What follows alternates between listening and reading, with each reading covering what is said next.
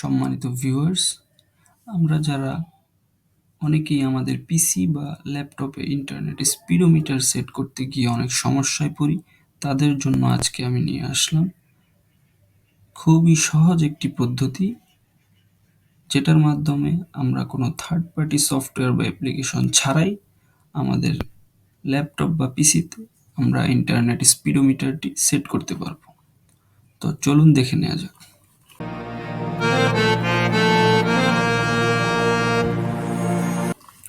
প্রথমে আমরা প্রবেশ করব মাইক্রোসফট অ্যাপ স্টোরে।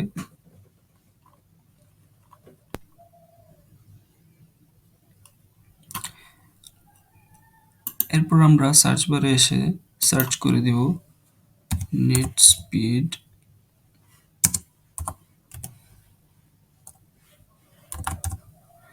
এই যে অলরেডি শো করতেছে।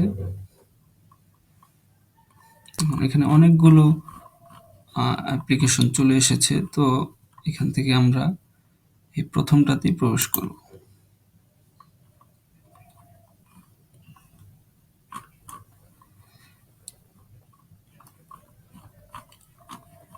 এটা আমার এখানে অলরেডি ইনস্টল দেয়া আছে, তো এখানে কিছু গাইডলাইনও দেওয়া আছে কিভাবে আমরা এটা ব্যবহার করতে পারি।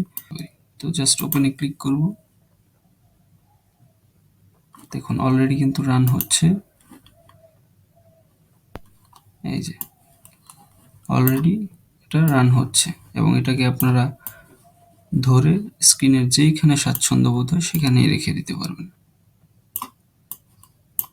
এখানে আপস এন্ড ডাউন দুটোই শো করবে, এবং এটি খুবই কার্যকরী, খুবই হেল্পফুল, খুবই সহজ ব্যবহার করতে। ধন্যবাদ সবাইকে।